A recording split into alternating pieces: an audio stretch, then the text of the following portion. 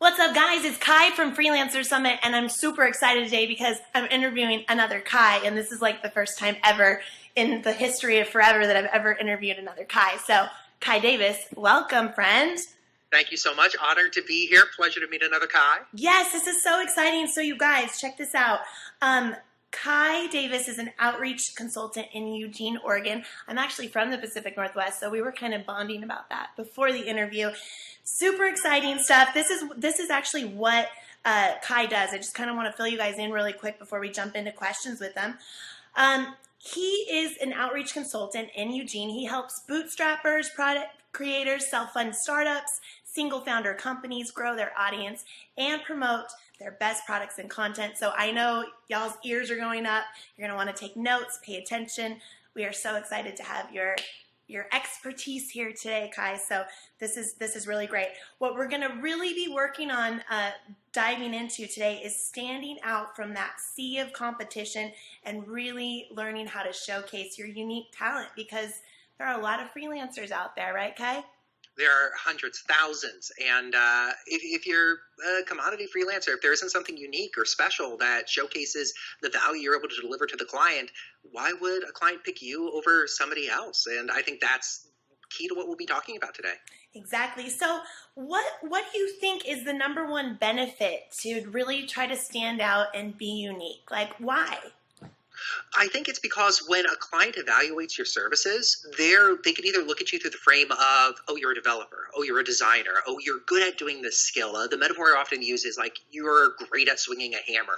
Well, a client doesn't necessarily want to hire you because you're great at doing a thing. You're a commodity at that point. Building on that metaphor, let's say you just bought a new house and you're planning on refinishing the deck in the back. Are you going to hire the consultant who says, or the contractor who says, I'm great at swinging a hammer, or the one who says, listen, I dedicate my business to making sure the restored deck for your house is as beautiful and perfect and ideal to your dream as possible? You're going to pick the second one because they're connecting to the business outcome or the personal outcome you have. So the number one benefit of making yourself unique, of understanding the expensive problem your clients have, is you're able to position yourself as the solution to that problem. And it's not even a question of your skills at that point. It's a question of, does this person understand my unique needs as a client? If so, great, I want to work with them. So I think it's so important to understand what makes you unique as a freelancer or a consultant, what problem you're great at solving, and position yourself that way, not as, hey, I'm really great at setting up websites or making logos or swinging this hammer really fast. Sure. All right, so all you hammer swingers out there, I know that there are a lot of fresh freelancers that are really paying attention to these summits. And is it common for freelancers to feel a little scared about focusing on a specific niche? Incredibly common. A close colleague of mine, Philip Morgan, refers to it as the fear. And it's an honest truth. I've battled the fear as I've focused my own business in on specific niches. There's almost a paradox there, though. We hear, oh, we need to specialize in position and focus on one type of client that we're great at serving. And my brain at least naturally went to, well, I only work with 10 to 20 clients a year. If I specialize, that's 2 to 3 clients. That's not a sustainable business. How's that going to work out? But what I discovered is this paradox that's present where the more focused and targeted and narrow my positioning is, the more people say, whoa, you're describing me exactly. I want to work with you. So it's very natural to be scared to focus on a specific niche. And it's very natural to feel like, oh, I'm going to push clients away. But what I've discovered is you start attracting more of your ideal clients when you're loudly saying, I work best with this type of client and help them solve this type of problem. They come out of the woodwork. And on top of that, let's call them the generic clients, the clients who don't fit that positioning. Mm-hmm. They'll still show up and say, hey, I'd love to work with you. Can you make an exception this time? And you're still able to work with any client you want. You just essentially focus your marketing to your ideal client. Absolutely. No, I'm really glad too that you mentioned money, because I think that this really does go hand in hand. You're working with different clients. I mean, everyone's got a different way of doing it. And that's what is so great about being a freelancer, is that you can do it your own way. But I really do think that when you're networking and you're sitting down and talking to people about all the stuff that you can do, even if that client is like, this isn't going to work for me, 9 times out of 10, when they're having a conversation with somebody else that needs that service, they're like, you know what, I do remember somebody that told me they could do all of that, right?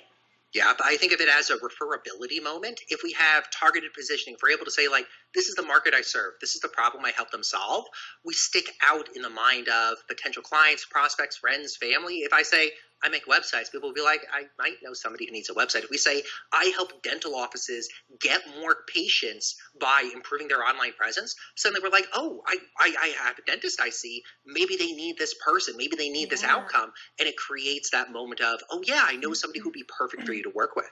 That's awesome. No, that's so great. So if freelancers are getting out of this interview and they're picking their brains, they're going back through their notes and they're like, all right, I got to pick a focus. This gives me anxiety. How do I really pick a focus? But I like the analogy that you just used about the doctor's office, like really still including what you can do, but broadening it. Mm-hmm. Yeah. In terms of picking a focus, I mean, the anxiety that you might feel is natural and normal as you focus on limiting it. Mm-hmm. What I'd say is it's like choosing a new marketing channel, positioning or focusing on your unique value. It's not a, well, I've made this choice and I'm getting my positioning tattooed on my forehead, so this better be it. It's like adding Facebook ads or pay-per-click or writing an article. You're able to test it for a short period of time and say, oh, this marketing does not work for my business. Great, it was an experiment. Let's try something new. Or, oh, wow, this is working perfectly. I'm going to double down further. So you might feel that anxiety, but it's the same level of anxiety I think you need to feel about saying, I'm going to test Facebook ads for a month and see if it helps me get more traffic. It doesn't need to be a make or break decision.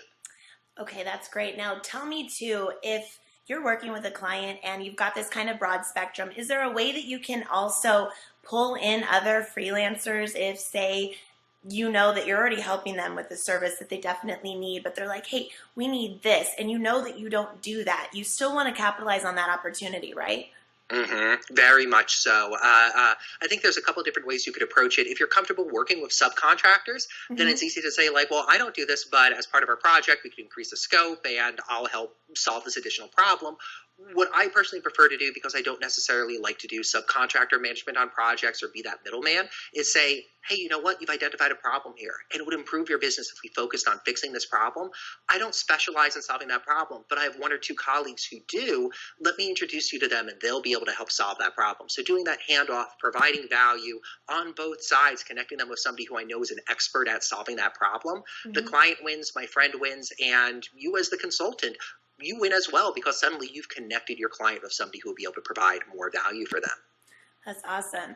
So let's kind of shift gears and talk a little bit about you and some of the clients that you do work with and why you decided you wanted to get into all of this, because it seems like something that you're really passionate about, Kai. Absolutely. So I focus on broadly what I refer to as educational product creators. Bootstrappers is another term I use for them. People who are creating online courses, information products, that type of product.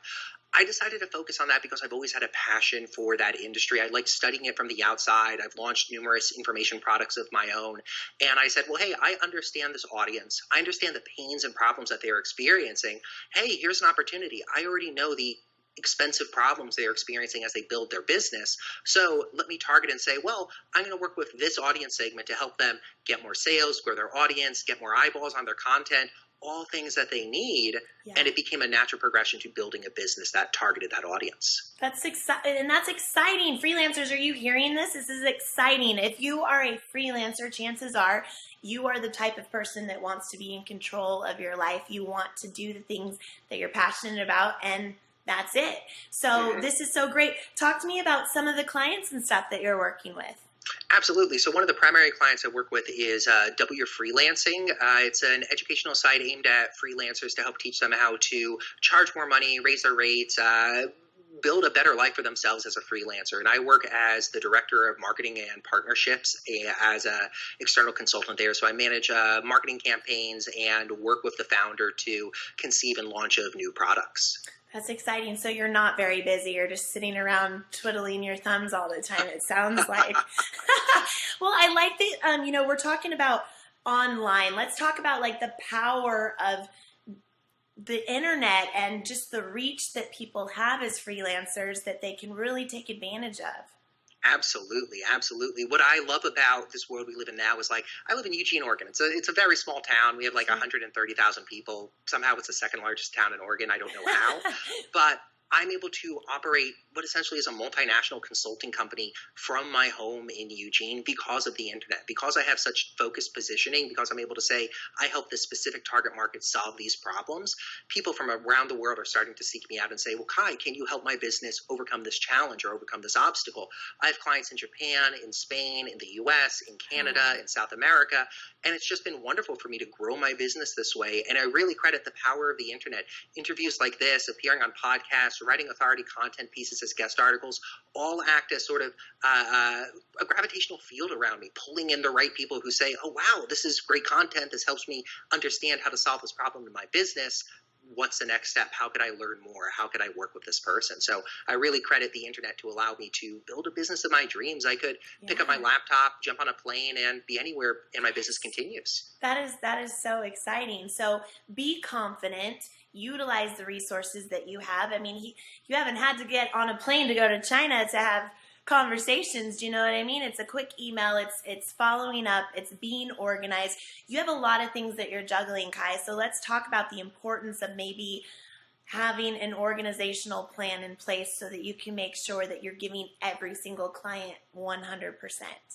Absolutely, absolutely. What I found is most important of all is setting clear expectations with the clients in terms of communication, deliverability, and deliverables.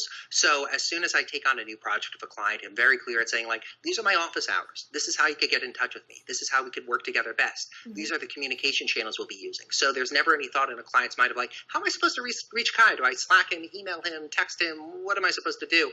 By being clear and upfront about how we could best communicate with each other, it provides that firm baseline of a relationship. On top of that, my personal number one, let's call it productivity trick to let me have the time and attention and focus necessary. Yeah. I have a pact with myself where if it's on my calendar, I have that commitment to deliver on that project or deliver on that work. So I am very, very, very focused on saying, okay, great, I'm going to block out this 4-hour chunk of time today to focus on this project. And when that time rolls around, that's what I'm focused on. And I found that it's very easy as a consultant or a freelancer or an independent business owner to be split between, oh, I'm working in my business on client projects or on my business, growing my business, by being very structured about this is time where I'm working on client A, this is time where I'm working on client B, this is time when I'm working on my business. It allows me to focus on the right thing at the right time. That's so awesome. Now, let's talk a little bit about money. People are confident about what type of skills they're bringing to the table. Maybe they're really going to narrow down what their focus is or broaden whatever they're going to present, right? But when it comes to like actually talking money and being confident and knowing your value, I guarantee you, you didn't land all of these international clients by not selling yourself and by giving them a deal, correct? I mean, for people that are really trying to get aggressive with talking money to maximize their opportunity, what would be your best advice? My best advice is focus on the value that's present to the client. As a consultant or as a third party to a business, it's often hard for us to guess or estimate what the potential return or value of a project might be, or the cost of the client of not completing the project might be. So in prospecting and qualification and early discussion calls, I'm very focused on asking questions like, well, how does your business work? How do you make money? What's the number one challenge that's been preventing you from making money recently? What have you tried to fix it? What haven't you tried? How much is it costing you day to day or month to month? So I could understand, oh, wow, the value of this project to the client is X. Well, okay, it might only take me an hour, a day, or a week to complete this project for the client. But if the return for the client is $10,000, $50,000, $100,000, it doesn't matter if it takes me an hour or a week. What matters is delivering on this value to the client. So I think the number one strategy freelancers and consultants can use to maximize what they're able to charge, maximize what they're able to earn, is to ask questions and shut up and listen. As long as we get that client talking about the issues they're facing in their business, they're essentially writing the proposal for us, saying like, oh, gee, this is my number one concern. It's costing us $10,000 a week. I wish somebody could fix it. Well, if it's in your skill set to fix it, suddenly you have this wonderful opportunity to say, this is costing you $500,000 a year for $25,000. I'll do A, B, C, and D, and we'll at least move towards eliminating this as a whole in your business. That's so true. I mean, I think that a lot of times as freelancers, just going in, I've found just listening. A lot of these people just want to be in the comfort of another professional that maybe has a better understanding of the things that are stressing them out. And I think that you can really sell yourself just on making that connection with the client. Maybe going into it, they don't even know if you have the services that they want, but if they feel comfortable enough working with you, chances are things are going to move forward. Entirely. One thing I just realized this past year was that clients are often wonderful at recognizing when they're experiencing a problem. They live in their business every day. They know what's on fire and what's keeping them up at night, but they're often terrible at knowing what an adequate or the correct solution is. They'll say, we're losing money because of X, Y, and Z. We should do Facebook ads. Well, Facebook ads might be the one tool that they've heard of recently that's at the top of their toolbox, so they think this is the right solution. So I think it's important for freelancers and consultants to realize clients are wonderful at understanding the problem they're experiencing, but terrible at proposing the solution. But as a freelancer or consultant, we're terrible at intuiting what the problem is. We can't look at a company and guess, oh, they're losing money because of X, Y, and Z. Right. But as soon as we know what that problem is, we're able to structure a solution for them. So understanding where that division is and understanding your role in conversations with clients is to understand what's causing them pain, what the expensive problem in their business is. Then you're able to propose a solution. And it's less about your skills and much more about that connection you're able to build with them, understanding the pains and problems they're experiencing, and then saying, wonderful, because of this pain, this is what I recommend. Exactly. So solutions, bring solutions to the table. And also don't forget, I mean, a lot of times these conversations are going to be about, this is what I need help with, this is where we're struggling. And when things start to turn around, make sure you take the time to really sit down with the client and say, hey, this was the solution we came up with, and here are the results, right? Let's talk a little bit about the follow-up. What I find incredibly important is implementing a follow-up system. 99% of the consultants I talk to have a project end and then don't reach out to the client again or don't maintain communication with that client. They'll deliver the project and then it's done. But I think there's a huge opportunity to follow up and say, hey, it's been 3 months. How has that project been for your business? How has your business improved? And at that point, if it is a success, you're able to reach out to them again and say, wonderful to hear that it's been such a success. I would love to feature you as a case study or a testimonial. And suddenly you're able to add to your marketing efforts that way. Or following up with them and saying, hey, it's been 3 months. I'm curious, how is your business doing? Are there any opportunities for me to help out? Is there anything that could use some more attention? Suddenly there's an opportunity to close an additional project with an existing client who already has built up that trust with you through that first project. Sure. So let's also talk about the fact that, okay, say I'm sitting down with a company that I'm working with. We're talking solutions. I'm doing a really good job listening to what their problems are. Is it important to kind of dig in and find out who some of the other companies and clients that they work with? Have you ever found that working with one company has gotten you in the door with another one that they're associated with? Very, very often. I think referral strategies like you're describing are underused by a lot of freelancers and consultants, and it could be part of the prospecting process. It could be part of the follow-up process, but just asking, I love the question of, hey, do you have any colleagues who are experiencing a similar problem to the one we worked on solving together? They might know, oh yeah, I have this friend in this other company who's dealing with the same issue and a colleague over here, and suddenly they're able to make those introductions for you. And that referral is so powerful because it's not just you showing up and saying, well, here are my credentials. It's somebody else putting their reputation, putting their equity on the line and saying, this is somebody I trust. Let me introduce you to them. And then you're able to build and capitalize on that relationship. So I think it's a very important strategy to reach out to your clients and understand who else they know in the industry, who else you might be able to help. And from there, make it easy for them to introduce you and move that conversation forward to a prospecting call with that potential client. It's exciting. So talk, bring solutions, listen, like get in there, shut up and listen, and then ask a bunch of questions, right? I mean, you got to earn that trust, and Kai's earning our trust. I mean, I feel like you're spitting out everything that I want to hear right now, so I'm just going to keep asking questions. Keep them coming. Okay, so freelancers that are jazzed about this interview, that are going to sit down and say, all right, first things first, this is what I'm going to do today. What would you tell them? I'd say the most important thing to do is to answer these two questions. And the first question is, who is your target market? Who are you trying to reach? How would you define them? What language and words do they use to describe themselves? That answers that positioning question and lets you know, okay, my business is targeting, my go-to example for whatever reason is always dental offices, but okay, my ideal client owns a dental office, so I'm going to reach out to those types of businesses. From there, once you've identified that target market, take that step of saying, I want to have 10 conversations with 10 different business owners in this industry. They might be local to you, they might not be, but reaching out to them, reaching out to friends and colleagues and asking for referrals. Like, do you know anybody who owns a dental practice? I'm doing market research to learn more about the industry and I'd love an introduction. Getting those introductions, having those conversations and saying, hey, you know what, this isn't a pitch. I'm doing market research as I grow my own business. I'd love to ask you, 3 or 4 questions over 15 minutes to learn more about your industry and what you're experiencing. Suddenly the answers to those questions, just like the answers to the questions we ask when a client says or a prospect says, we'd love to work with you, can inform the type of service offerings you want to bring to the table. So I think the 2 things that I recommend for anybody listening to this interview, think about who your target market is. And it's okay to just take a stab in the dark and say, I'm going to test this one first, because then you're going to move into that market research phase, have those 10 conversations and learn about the problems they're facing.